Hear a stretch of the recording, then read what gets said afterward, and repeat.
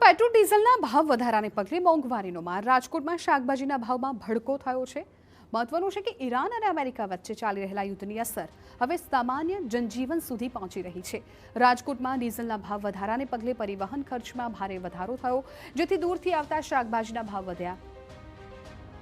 બીજી તરફ ખેડૂતને ડીઝલ ન મળતા ખેડૂતો સ્થાનિક શાકભાજીનો પુરવઠો બજાર સુધી પહોંચી શકતો નથી। અગાઉ 30 થી 40 રૂપિયા કિલો વેચાતા ટામેટાના હાલ 60 રૂપિયા પ્રતિ કિલો વેચાઈ રહ્યા છે। જે ગવાર 60 રૂપિયા કિલો મળતો હતો એ હાલ 80 રૂપિયા કિલો વેચાઈ રહ્યો છે। આદુના ભાવ 60 રૂપિયાથી વધીને 100 રૂપિયા પ્રતિ કિલો સુધી પહોંચી ગયા છે। લીંબુના ભાવ પણ 200 રૂપિયાથી વધીને 250 કિલોથી 300 રૂપિયા પ્રતિ કિલો સુધી પહોંચ્યા છે।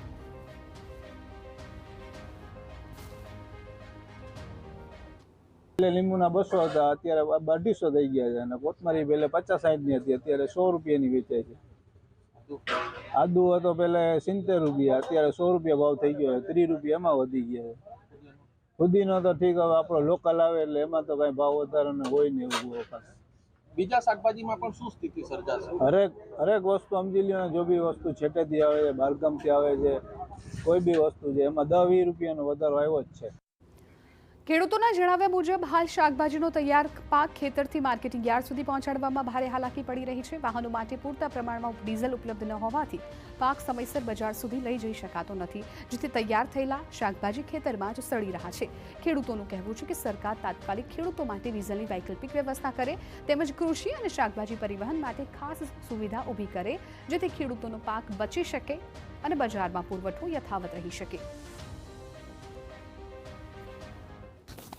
ટ્રેક્ટર ને લાઈન માં ઉભા રાખે તો 5 લીટર ડીઝલ દે, તો હવે એમાં ખેડૂત ગામડેથી આવ્યો એનું 5 લીટર તો ખાલી આવવા જવામાં જ વયું જાય।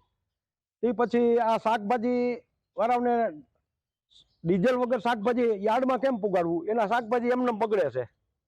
તે પછી આ ખાતરમાં જુઓ, ખાતરમાં જો તો હવે વીઘે 2 વીઘે ઠેલી દે, હવે ઈ ખાતરની લાઈન એમાં ભાવ વધારો, આમાં ખેડૂતની આવી મોટી પરિસ્થિતિ ખરાબ છે।